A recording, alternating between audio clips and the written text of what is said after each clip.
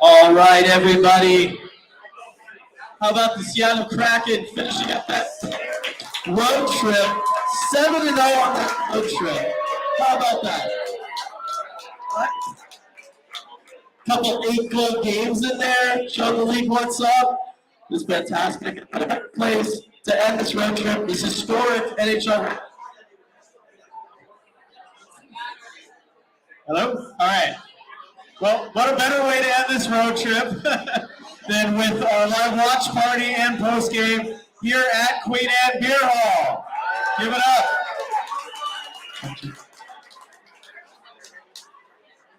So, we're going to start. This is our live postgame show. We do one of these after every single Kraken game. You can find them on YouTube. So our YouTube, if you got one of the stickers, it's on the back there. Go to our YouTube channel right after every Kraken game. And for the home games, I talk to the players, I talk to the coach. You can get the live reaction right after the game. So, all right, so we're going to do kind of like a Q&A. This is how it works. It's a conversation with us talking about the game. We'll talk about a couple, some elements of why the Kraken won, what was going so well. But if you have questions, come right up here. Do we have the mic ready? All right, come right up here. We've got a mic ready for everyone, and let's talk about that big Kraken win.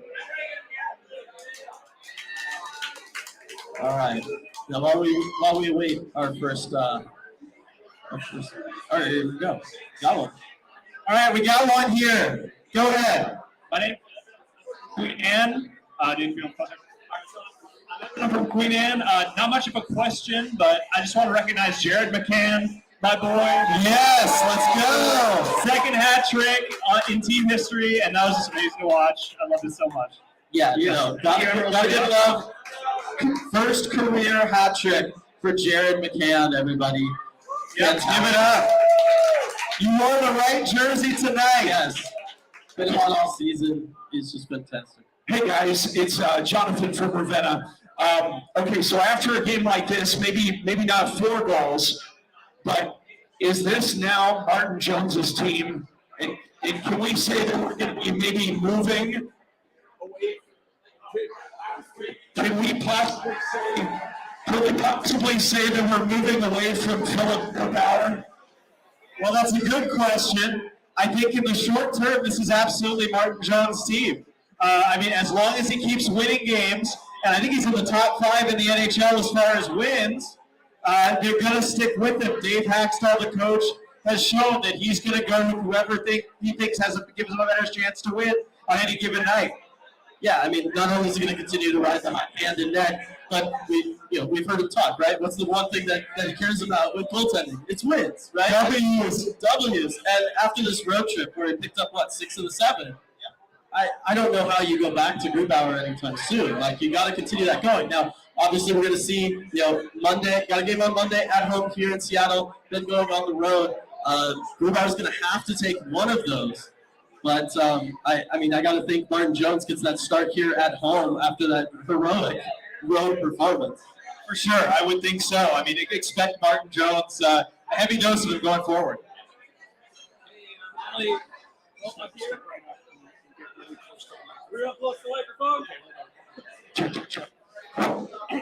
right, we got another question here.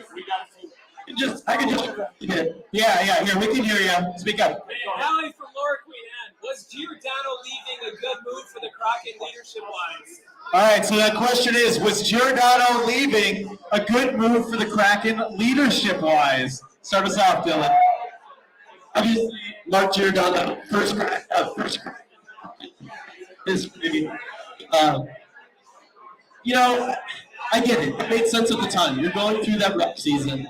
We got to get through. We got to go through a couple of historic moments with Mark Giordano. Experience those with him as he's kind of towards the tail end of his career here.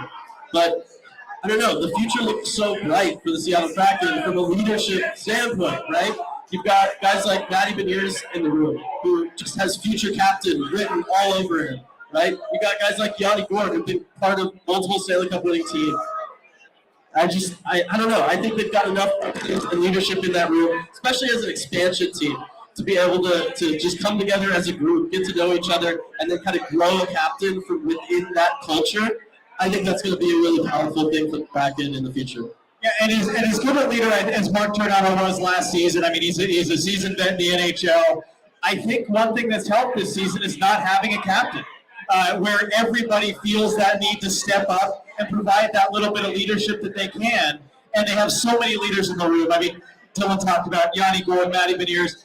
Jordan Eberle is another one I want to mention. Adam Larson is a leader for the defensemen. Not that he wants you to mention him. Huh? Not that he'd want you to mention him. Yeah, that's true. Adam Larson would not want me to mention him. He likes to stay under the radar there. But yeah, I just think having everyone step up, not having a captain, has helped a lot. Yeah, thank you. All right, we got another question here. Check. How many records were broken, either for the Kraken or the NHL as a whole?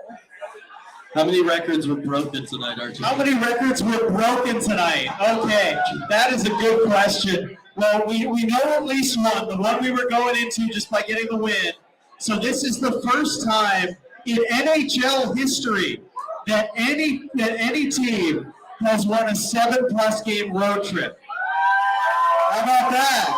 That's right. Your Seattle Kraken, in only their second year in the league, have already cemented themselves in the NHL record book. Less than 2 seasons in, already making league history. With one of the most impressive regular season records you could actually, right? Winning in this league is hard, obviously. Winning on the road is even harder.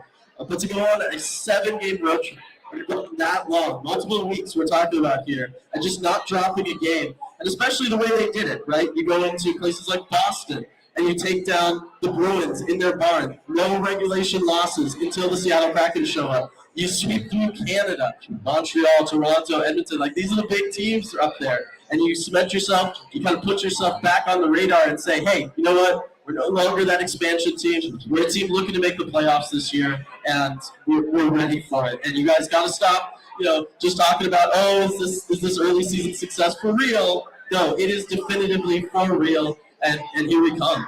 Yeah, this road trip absolutely proved that. All right, Dylan, what do we got next? All right, so gonna hop over here to chat because that's where usually these take place. Gotta give some love to the chat out there as well. I will go ahead and apologize. I've seen a couple comments in here. Yeah, sorry, Afra did not make the trip. Was not able to bring Afra the dog up here with me.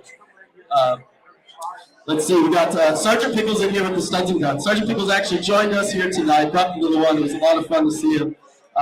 So studs from Sergeant Pickles, Karmic Justice. All my homies love Canner Hatties. We're still streaking through the quad. Yes, we're streaking through the quad. This is an 8-game win streak for the Kraken. Thank you, Sergeant Pickles, for the studs and duds. All right, you read up the duds? Yeah, all right. So I got Sergeant Pickles' duds here now. Denied Matty Gordie Howe hat trick, but nobody punches my golden boy. So a pretty good one. We've had multiple chances to get that first ever Kraken Gordie Howe hat trick on this road trip. Still not materializing for us. I still think Matty's a good bet, though, long term. I think so, too. Yeah, no, you can see that going forward. I mean, he's going to get a lot of goals, a lot of assists. We just got to get some fights going, I think. Maybe we'll see that when they come home. We got the fan energy behind him. Maybe he got to drop the mitts a little bit easier. Although I do got to agree, I don't necessarily want to see Matty Beniers get punched in the face. That is true. All right, we got another question here. Let's go.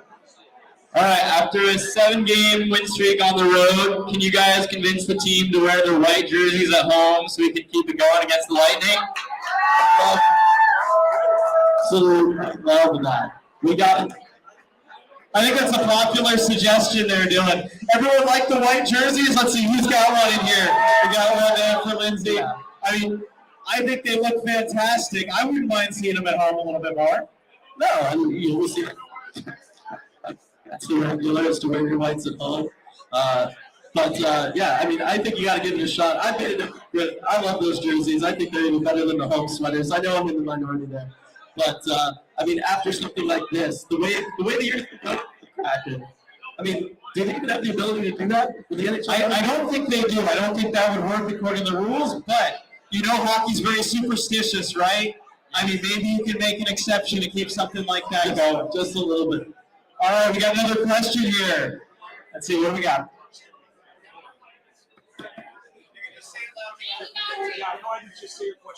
Considering McCann's performance tonight, are you kind of psyched or more fearful for his?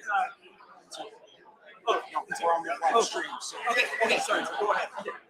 You more psyched or fearful for his performance in the future? All right, given McCann's performance tonight, are we more psyched or fearful for his performance in the future? I mean, it's pretty hard not to be psyched after what we saw tonight, right? I mean, how could you not be psyched after seeing his first career hat trick? I mean, you know, just what a performance from him. Look at that shot, too. I dare any goalie to try and stop that shot. You know, the Blackhawks goalies, both Mascot and Stalock, they had no chance. No, and, you know, first off, reminder everybody, got to vote him into the All-Star game. You really got to make that happen. Try to get him in the All-Star game. He can showcase that shot in the shooting competition. I think that would be fantastic to see from him. But yeah, we got to be psyched about it. Not only that, right? The extension he signed mid-season last year, committing to Seattle, first big-time player we had to do that. And commit to Seattle kind of as his forever home. And this is where he wants to grow and kind of cement himself, go through his prime years as a top player in the NHL. It's all here in Seattle, and so definitely got to be excited about what he's got in the future. Yeah. All right, Dylan, shall we take another one from the YouTube chat here? And keep in mind, we do this on YouTube after every single Kraken game. Yeah, so we got a couple super chats here we got to get to. First off, can he be Kraken? All right, 8 or more, baby. That's the That's right. So we had a regular in our chat after the Ottawa game earlier in the road trip say he was going to pledge to donate $20 on the super chat after every time the Kraken scored 8 or more goals. Probably figured he wasn't going to be opening up the wallet that often, but yeah, I think he might do it a few more times. I was going to say, it took about, what, a week?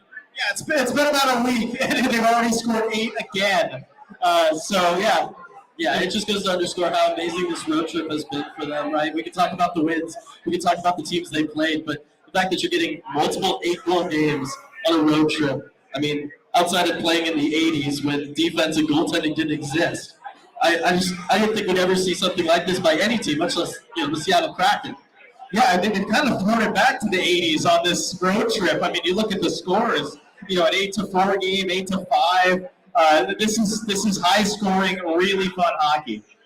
Yeah, and then the other super chat we've got here is from Brian, longtime supporter. Happy to see you here, Brian. Plenty of history and scoring by all, but give it up for our sponsor, Queen Anne Beer Hall. Yeah, give it up, Queen Anne Beer Hall. Is this not a fantastic place to come and watch the Seattle Kraken? Oh yeah, nowhere better to watch a Kraken game. I mean, heck, you look at the start of the game. There was playoff football on. Look at all the TVs. It's hockey. This is a hockey place. Yeah, and you get the goal horn after the goals. Yep. Help bring you into it. We can all celebrate and cheer in here together. And then we even got some dance party lights and music going. Yes, let's go. That's right. I hope the goal horn's okay. I mean, it's pretty busy tonight. Is that goal light still all right? I know, we've got to work out, that is for sure. All right, so let's see it here. We got an update from my sister who's actually watching Afra. For those of you know, Daccord is currently next to me celebrating in spirit with you all. So there we go. Again, if anyone has a question, feel free, come up. Let's talk some Kraken hockey. Just so much love and support for the Kraken on this road trip in here in chat. It's so fantastic to see. We obviously know we get to see it every time. But it's what makes this whole thing so special. We got Sean in here pointing out Shane Wright. So going a little off. Shane Wright with 2 points in his first game with Windsor. He's going to be well prepared to join the Kraken next season. I've yet to see a single Wright critic acknowledge the depth of the Kraken. So yeah, so Shane Wright obviously went back to juniors. after this mid-season point kind of hit here, and gets traded to the Windsor Spitfires. We talked about that. Goes in, steps in, first game in, as he does, at all, 3-4 levels of hockey he's had to play this season. 4 levels this season. All 4 levels of hockey he's had to play this season. Just comes in, casual, 2-point game, let's just show up and get it going. The future for the Seattle Kraken team is so bright, but again, the question becomes, how can he come back in, right? Like, you have the depth. One of the things we haven't even talked about today was you get the 8 goals, obviously, but in the first period alone, every single forward for the Seattle Kraken registered a point. In the first period, every single forward with a point. On only 6 goals at that point, right? Like, we're not talking about, like, all 8 goals. So you're talking about everybody getting involved from the first line down to the fourth line, everybody working together, everybody getting involved. And we talked about it all this season, right? How much more advanced they seem when it comes to passing concepts, how their scoring chances have been developing more and more. Certainly how they've been able to pick apart teams like the Blackhawks that might struggle, defensively and have kind of issues there. But for all the forwards to get involved like that, I mean, there is no better example of the depth that this team has than being able to get all of them to register a point on only 6 goals. Like, the math barely works on that. I know. Let's see. That's like 18 possible points, but you got to hit them all. That's difficult to do. But I think the biggest takeaway is you've got this Kraken team that just swept through this road trip. They put up 8 goals tonight, and you've got another top draft pick coming in Shane Wright for next season, just to add on top of this forward group. The future is very bright. Yeah, it's incredible. Got some more super chats here over on YouTube. One from Leanne. $30, $10 for each of my favorite boy, Jared's goals. What an incredible road trip. Yes, it has been a fantastic road trip for Jared McCann and the whole team. Right, and again, we've talked about the different performances that everybody's had along the way, right, through this road trip, because it doesn't happen in a vacuum, right? You need guys to step up night in, night out.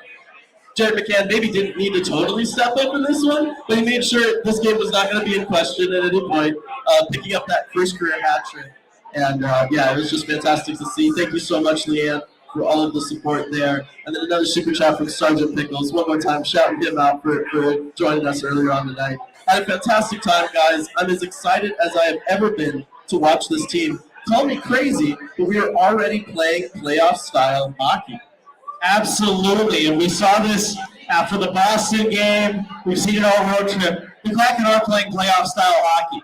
Relentless going in on the forecheck. The other team just has no time to get the puck out of their own zone. No, they don't. The way they've been playing through the neutral zone, this is kind of like the first time really in the history of the Kraken that's felt like that's been like a sustained effort from them, and they've really been able to get it done against a lot of different looks, right? Because it's not just the skill level of the opposing team that you're playing against. It's also just, they're running different systems. They're giving you different looks. You have to adjust night by night to make those things happen. And again, that's still one of those things that impresses me from this, 7-game road trip where you pick up all wins, is that you're having to not only, you're having to make those game-by-game adjustments on the road. You're not getting time to practice. You don't have your own facilities. You don't have your own video coaches hanging around you all the time, right? Like, you're having to do all this in the worst possible conditions, and for them to be able to go and do this game after game has just been. Hey, look at that! We got the Jared McCann jersey up top. Nice. I know we're catching some good fans in the background here. We had Sergeant Pickles earlier. This is fun stuff. It is fantastic. But yeah, playing playoff style hockey, it's brutal energy, right? It's relentless. You can't take a shift off, and really, that's what the Kraken have been showing us. Yeah, every single shift coming at the Blackhawks, and that's how you put up 8 goals. All right, let's see what else we got here. CR Bud, I think Canner may eclipse his last year's goal total. #captain boy. Ooh, interesting there. We didn't talk about him during the leadership. Yeah, but it really is everyone. I mean, Jared McCann is a leader in the room, and certainly leading by example too. I think a lot of the forwards. Look up to what he does offensively, and when you lead the team in goals 2 years in a row, I mean, that's what you get. All right, and then we got Reading ID. How you feeling, Queen Anne Beer Hall? Just heading home from the game. Can't stay, but wanted to throw in some winning vibes for Chi-Town. Wins the next road trip. Well, it's very soon. The Kraken come back here on Monday. They play 1 p.m. We're doing another post-game live after that one. So come back on Monday, and then they head right back out to the road to Edmonton the very next day on Tuesday. So a lot of road hockey still up for the Kraken. Yeah, interesting setup there too, right? With the home game, and then turn around 24 hours later, you got to go play on the road. Only in the NHL or the MLB, maybe sometimes. All right, got a couple comments in here, like this one from Daniel. See what happens when you're in Seattle, Bill? Yes, exactly. When Dylan comes to Seattle, good things happen. I think he needs to stay up here, right? Dylan needs to stay up here. It's decided. I'm glad I could bring him that definitive win to end the road trip, as well as some sunshine. You're welcome. The sunshine, that's all on Dylan. Yeah, that's definitely on me. Nathan, a road trip sweep. I watched the stream back later. Congrats, ECH and Queen Anne Beer Hall, on all your success this year. Go Kraken. Love how, not only the community do they support us so much, RJ, and they help make all this stuff happen. And it's fantastic to meet everybody here. But also the love and support for those who also help make this happen in Queen Anne Beer Hall has been really remarkable.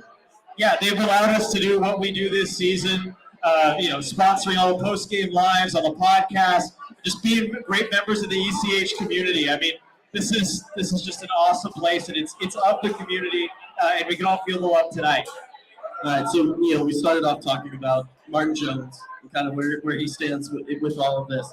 Lots of stuff in here, kind of still wondering about Chris Drieger and wondering about what the plan is going to be in this one.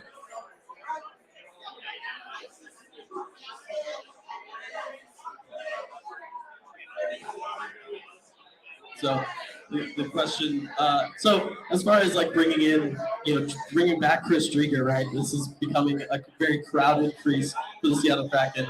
We talked about how Martin Jones kind of definitively has this crease now, at least for the short-term future, as you got to ride the hot hand there. Philip Grubauer still, it feels like after a year and a half, hasn't had a fair shake of this whole thing entirely, right?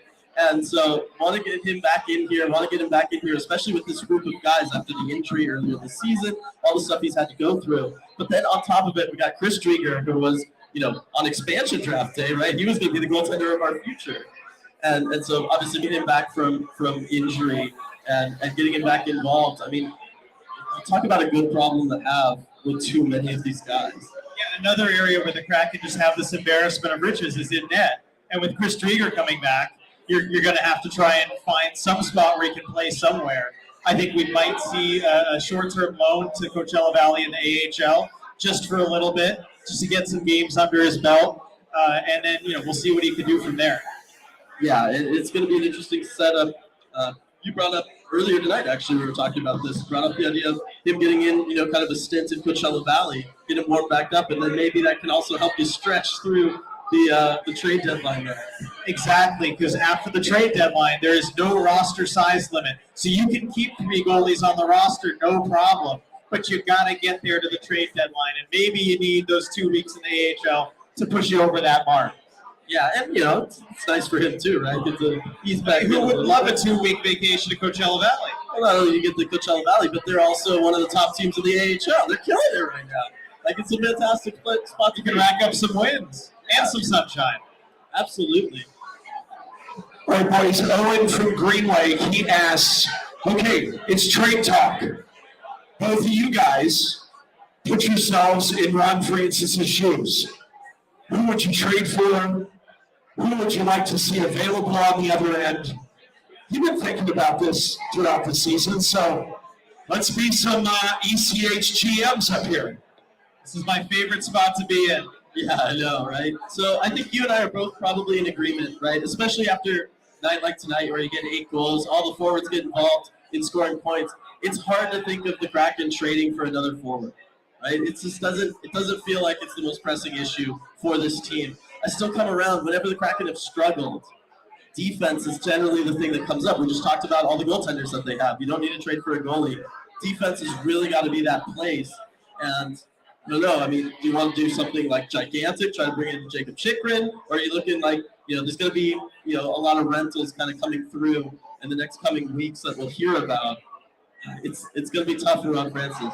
Yeah, Ron Francis is in a tough spot here. He's got to decide how much he wants to add to this team.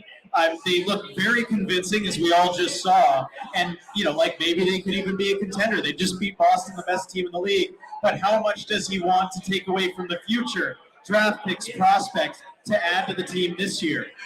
And I think ultimately he's going to decide that you probably don't want to upset the chemistry too much. Maybe you don't need a huge ad, but if you do add, I think the area is defense. This is what I would do, and a rental defense would go a long way.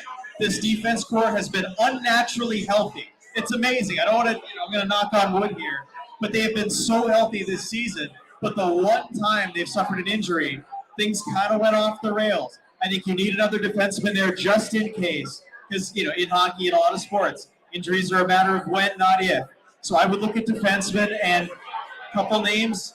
Maybe a John Klingberg, maybe a Shane Gostisbehere. Those are some bigger names if you want to give up a lot. But I think you can find a better depth ad. But if you swing it for the fences, those are the two guys to go after. Klingberg may not cost that much, actually. Yeah, with the season he's having. Things have been trending for him. Yeah, it's such a tough spot. You talk about not wanting to sell out the future or anything, right? One of the big things with the Kraken being an expansion team is you had zero prospect pool. Just a year and a half ago, you had nobody. They just didn't exist for you. And so Ron Francis, year one, did a fantastic job making the best of a bad situation during that expansion season, picking up as many picks as possible. He's done a fantastic job drafting so far. We see that with Matty Beniers. We see that with Shane Wright. We see that with our depth guys, even, Ty Nelson, third-round pick this past season, killing it in the OHL this season. So, on the one hand, I want him to keep as many of those picks as possible. He does such a good job with them. Build out that prospect pool years, further down the line when you got to pay Matty, when you got to pay Shane Wright. You need to have those kind of cheaper guys that you can bring up and kind of refresh the organization with. But at the same time, RJ, I mean, you were here tonight for this at Queen Anne Beer Hall. If this was a playoff game, how big would that be for the Kraken? It would be huge, and I know Seattle is craving playoff games. It's something that it's coming together in this city too. This is the first time ever that the Mariners and Seahawks have made the playoffs in the same season, which is incredible. And the Kraken could add to that and just join this successful group of Seattle sports teams. It's an exciting time to be here. Yeah, and it's talking about the new team coming in, being able to do that. Good night, everybody. And it's just one of those things. It feels like it should happen, and I do think Ron Francis is going to go ahead and make something like that happen for them as well. Got another super chat here from Bert Krem. Buy yourself a beer, Dylan and RJ. The night is young. The schedule today is difficult. Thank you very much. Yes, thank you so much. And yeah, as soon as we come down off this stage, we're definitely going to get some refreshments here. Yeah. And then we got CR Bud also here with the super chat. Just want to give a shout out to Sprong and Tolby. They are goal mercenaries.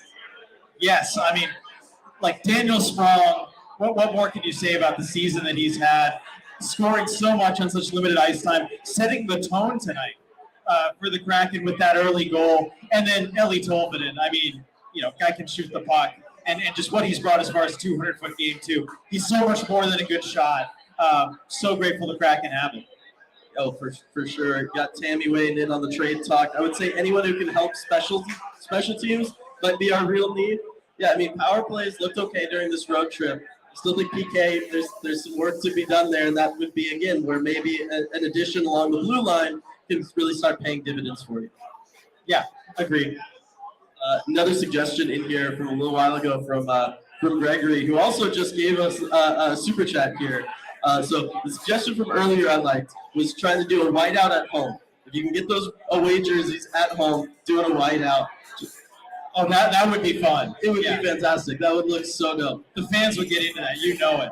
Yeah, and then here with the super chat from Gregory, go for the Ocho is complete. Alexiak now has 100 career points.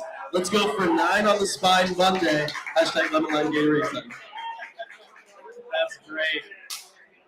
That's some good stuff. Thanks so much, Gregory. But yeah, I mean, the fact that we're talking about the Kraken going on a 9-game win streak, I mean, that is incredible. It's amazing just to think where they're at now, that we're talking about this after last season where it felt a 3-game win streak felt impossible. So many close calls, could not get to 3. And now we're talking about 9 games and beyond. I just can't believe that we're here right now talking about this. Right, and then obviously if we do go for 9, going to have to beat the Tampa Bay Lightning for the first time, RJ. Joey's in here. Let's beat the Lightning for the first time ever. I mean, the way this team is playing, you got to believe. Yes, absolutely. If any version of the Kraken is going to beat the Lightning, this is it. I mean, they just beat the Bruins, a team even ahead of the Lightning in the standings. And now they're taking on, the 2-time Cup champs very recently. And we saw the Kraken get up for these games when they were going into Boston. Boston had not lost in regulation at home. That was very much talked about before the game. And the Kraken got up for that one. They played maybe their best game of the season. I got to think, especially coming home, after this road trip, they're going to want to have that impressive game for their fans at home. I'm sure a lot of you will probably be there at the game. I know we will be. I expect a good effort from them. Yeah, I mean, of course, you're coming in. We talk about hockey being the ultimate kind of momentum sport. Can you enter a game with more momentum than this? I don't think so. I don't think you can do that. So I think that's going to be a big part of this for the Kraken as well. And then just, the way they've been goal scoring, the way they've been able to move things around offensively, try to create good chances for themselves, try to improve, line by line, all that depth. And going up against a guy like Andrei Vasilevsky, that's the kind of stuff you're going to need to do. You're going to need to get him moving laterally. You're going to need to try to pick him apart up top if possible. I mean, the Kraken feel as, the best they've been ever set up for to do that right now. Yes, definitely. I mean, they just played Linus Hallmark, who's leading the NHL, just about every goalie category there is. That's how you beat a good goalie. Yes, and then we got Joey in here also. First place, here we come. I mean, that's a big part of this too, right? Kraken had a lot of games in hand to start making up over this road trip and this last little bit here. They've been making up a lot of those. They've all been wins. And now we find ourselves right there with Vegas at the top of the division. Not just in the playoff spot, but we could actually win this thing. Yes, the Kraken are very much in it for the Pacific Division title. Vegas has got to look in the rearview mirror. The Kraken are coming up fast. Hey guys, all right, so Jeff and Ballard's got a question. For some people, nothing's ever good enough. You could have 8 straight wins, you could have 7 wins on the road, you could have a new NHL record, and still there are some things that need to be fixed.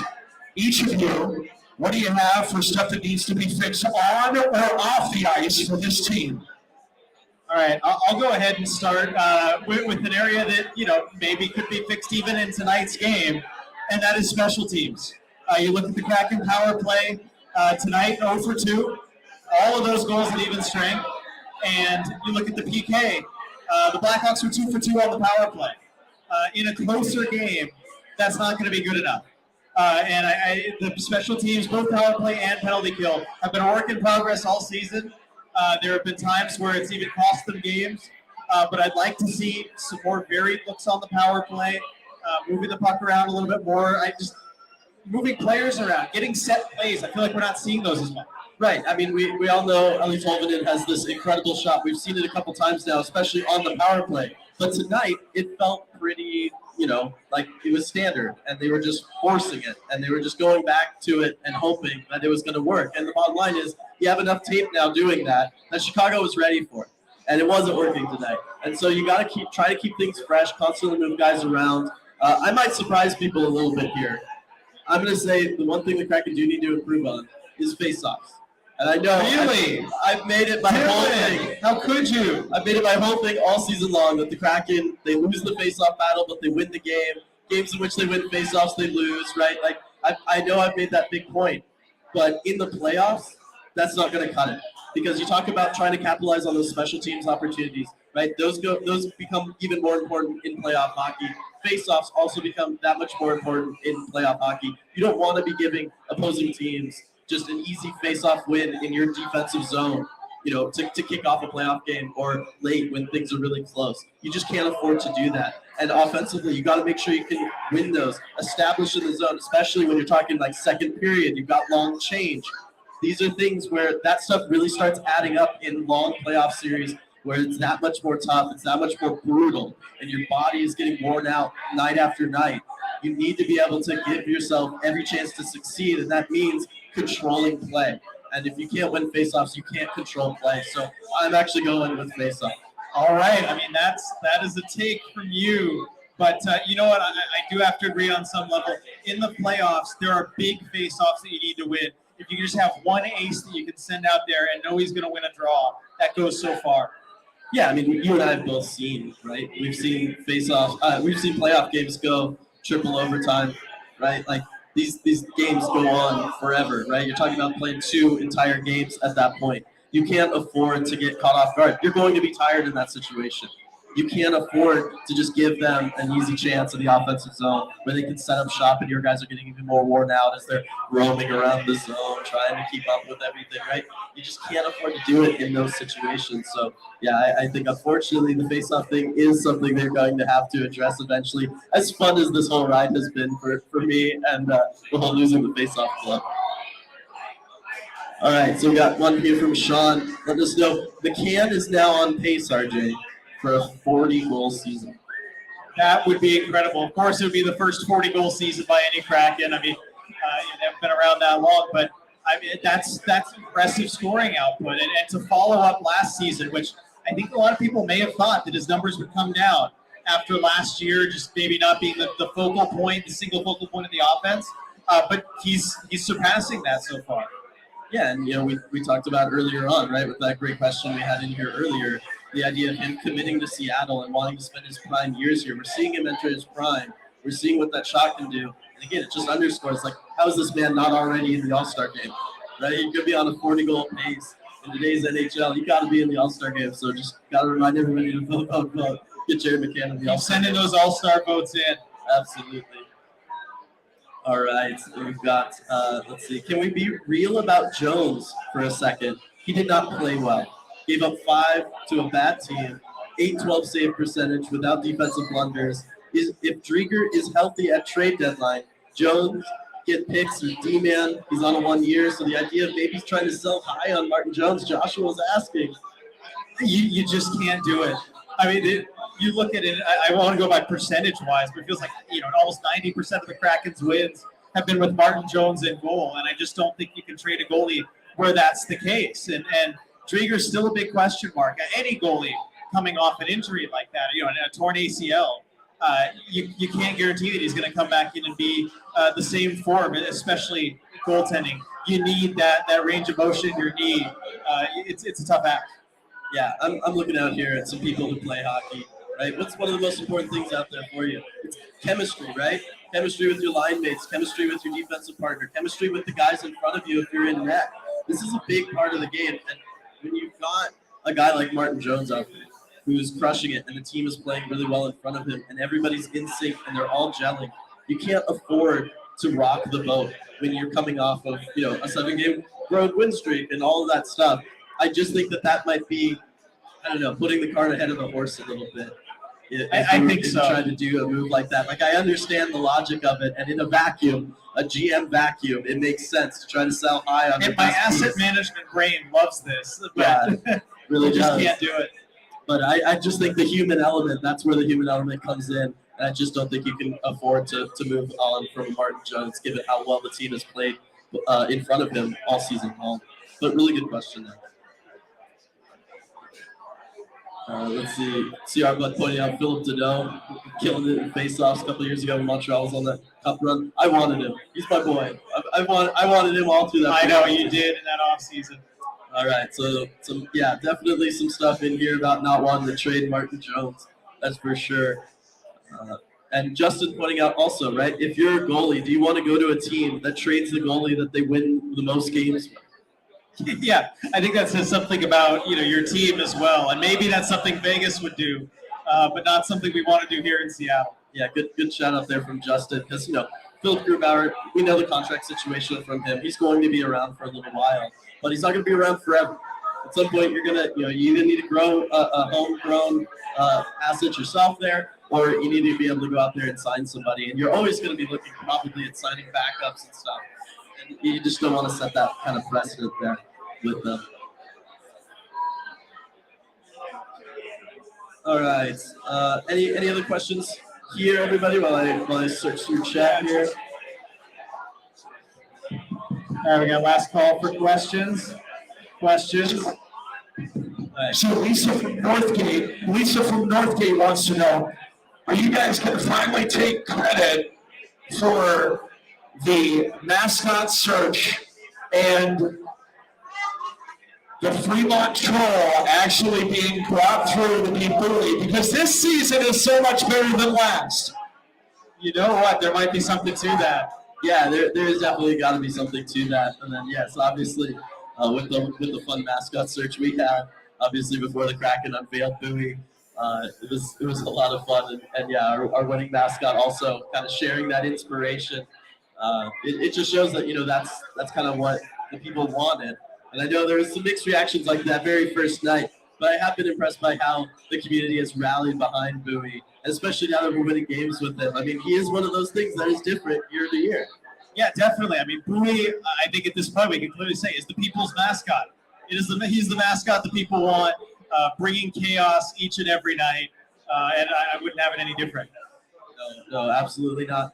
Daniel wondering, does the expected goal statistic factor in the shooter's ability? There are different expected goal models, and some do take into account shooting ability and historical shooting stats. Others do not. Depends on the expected goal model. Yes, and it's such an imperfect science. Oh yes, for sure. It's been an interesting thing as you go deeper and deeper into the analytics. It's funny the things that make sense and the things that don't. it's one of those things. Sienna Kepler in here who wants to remind everybody to like the stream. So yes, if you're watching us on the YouTube stream, gotta remember to like the stream there. Thank you for that reminder there. This is from Sean. Do the Kraken have any junior or AHL players who might get called up when the Kraken for short stints before or during the playoffs? Yeah, I mean, if they stay as healthy as they are now, there's no reason to call anyone up. But like I said, injuries are a matter of when, not if. And I think you're looking at first call up as a forward, Cole Lind, for sure. I mean, he's lighting it up in the AHL with Coachella Valley. And then if you're looking at a defenseman, Riker Evans, young defenseman, I think he's playing well in Coachella Valley. Just got named an AHL All-Star. But if they need another defenseman, especially a puck mover, maybe on the left side, he might be the guy that's called up. Yeah, I went down there obviously to watch that Firebirds game.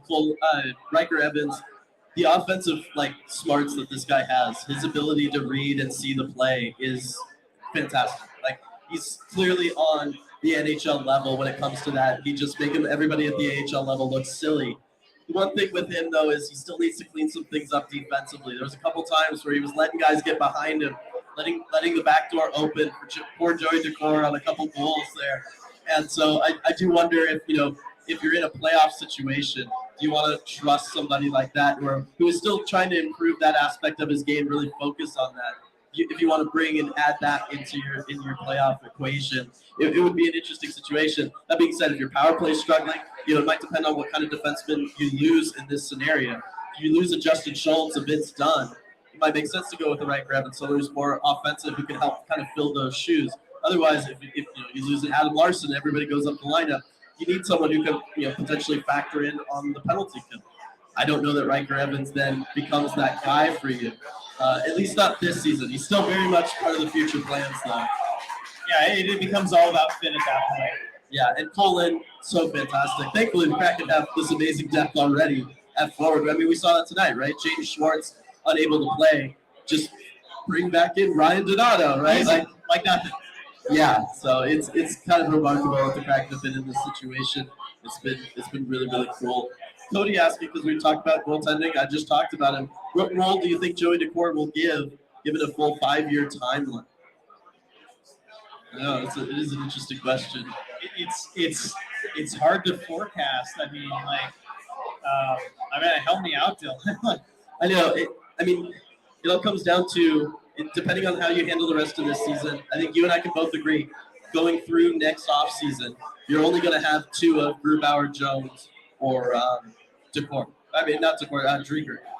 So right there, you've got your two NHL goaltenders still. I don't think there's room for Joey Daccord there. I mean, I don't know. It's one of those things where Joey Daccord, he's very much deserving of an NHL spot, whether it's as a backup or even potentially as a starter for somebody. Does this become one of those situations where the team kind of helps the player out a little bit, and you kind of let him go out there, test a free agency or something? I think we could see that, and that might be what's best for Joey Daccord, just given the depth of net the Kraken have. I mean, it's never an easy situation. We saw this with Magnus Hellberg earlier this season. There just wasn't room, and you can go get an opportunity somewhere else. Yeah, and we talked about Cole Lind, right? Kind of another situation like that, right? Cole Lind, you have too many forwards. There's no room for Cole Lind. At what point do you go ahead, kind of do him a favor, put out that good karma, and maybe let him test things too? He should be playing in the NHL. He absolutely deserves to be playing in the NHL, and this is something we've seen teams do in the past. It's one of the cool things about the NHL is that they will put player above organization, and when somebody has kind of gotten stuck in multiple teams' development systems, they'll go ahead and give them an opportunity to go and be successful elsewhere. So Jenny from here in Queen Anne was like, she was like, hey, I just saw about this Winter Classic news. Going to be hosting at T-Mobile Park. Of course, that's the only place you can do it with the retractable roof with the rain. How excited are you guys? What does the coverage look like for you guys? I mean, it's all kind of just fallen in our lap ever since like the 2nd of January. So how are you wrapping your heads around it? I mean, so much of it just comes down to what a fantastic sports town Seattle is, right? You came in, and in 1 year, you impressed the NHL to the point where they want to give their big, marquee event to Seattle, because they're looking around and they're like, this is a town that loves hockey, they love sports. We can fill a bigger arena, and it's going to be an amazing, incredible event for them. So I think that's the first thing that you gotta take note of and appreciate about it all when talking about how this all landed. Coverage, that's a ways out for us. Yeah, I mean, it's a league event, so it's not the Kraken's purview. But let me tell you, I will do everything I can to be in every moment and behind the scenes. Yeah, for that game. We're going to have to mention it for Queen Anne Beer Hall real quick. There's a guy in a Maurice Jones-Drew jersey up there towards the front. The Jacksonville Jaguars were down, 27-0, and just won 31-30. Congrats to the Jags. That's absolutely incredible. But yeah, I mean, talking about the Winter Classic just a little bit more, I'm just so excited that Seattle gets this opportunity. Obviously, the league recognizes Seattle as a place where, hey, they like hockey, they can support something like this. But it's then going to be on Seattle to showcase how amazing they are to all of the reporters and the national broadcasters and everybody who comes in and is a part of the Winter Classic. You're talking about the TNT, A squad coming into your building. Normally out here on the West Coast, right? We're relegated with the B team. Whenever anybody wants to do a national broadcast, we gotta wait the extra 20 minutes before the game before us finally ends, and then the main group of guys doesn't always get to talk about us. But for this Winter Classic, every news and media organization out there is going to have their best people here to see what an incredible hockey and sports market Seattle is, and I think that's still the thing that I'm most excited about. Yeah, agreed, and Seattle's going to bring it too. And sometimes when Climate Pledge Arena is really rocking, it just feels like a shame that there's only 17,151 people that can fit in there. And at T-Mobile Park, that's not going to be a problem. I mean, they're going to fill it with so many people all showing what a great sports town Seattle is. It's going to be an incredible experience. Got a super chat here from Sergeant Pickles. Wants to know, who gets your Davy Jones hat? Who gets my Davy Jones hat? Oh, man, for this game. Let's see. I mean, it's the whole thing with the hat is it's got to be, like a blue-collar player, someone who put in the effort in this game. I'm sorry, Don, I'm going to beat you to this. I'm going with a +7, Adam Larson. Let's go. When was the last time you saw somebody +7?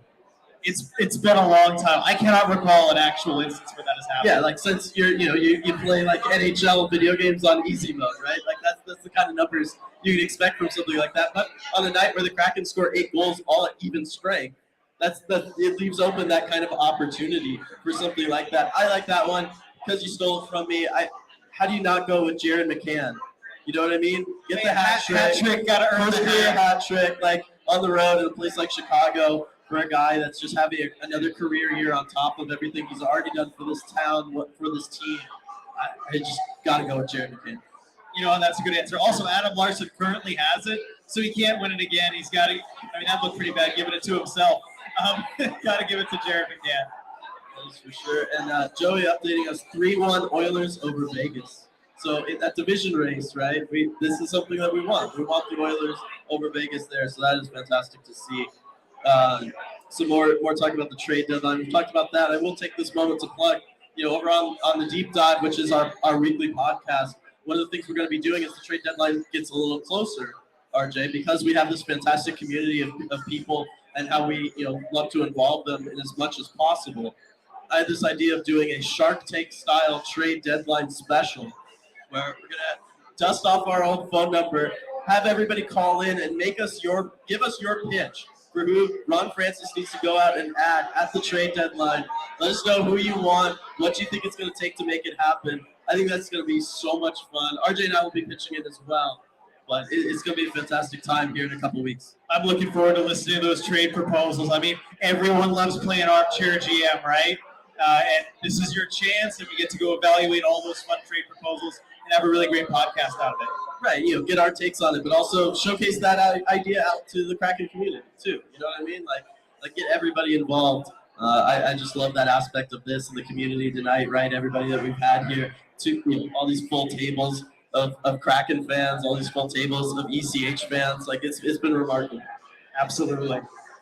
All right, so I think we probably go ahead and start closing things up now. Oh, we brought it up and just let us know it's now 3-2 Oilers. So no more talking about that game in Vegas. Yeah, exactly. All right. So I think that's going to do it for this edition, first in-person edition of ECH Postgame Live. Thank you, everyone, for coming out to one more applause for Queen Anne Beer Hall. What a great venue. What a great place to watch a hockey game. Such fantastic friends of ours here at Queen Anne Beer Hall. Couldn't have done this without you. It was a fantastic night. Love that I finally got up here for it. Yes, I got to experience Queen Anne Beer Hall. Got to see it on a nice full day. It was fantastic. And then we got that incredible Kraken win. Historic Kraken win. It was really, really awesome. Absolutely. And we will see you again on Monday. The Kraken take on the Tampa Bay Lightning. It's a home game, 1:00 p.m., so the afternoon start. We will be right back here right after the game. We're going to go talk to the players. We're going to talk to the coach. And then we're going to come right back over here for another edition of Postgame Live. And we will see you then.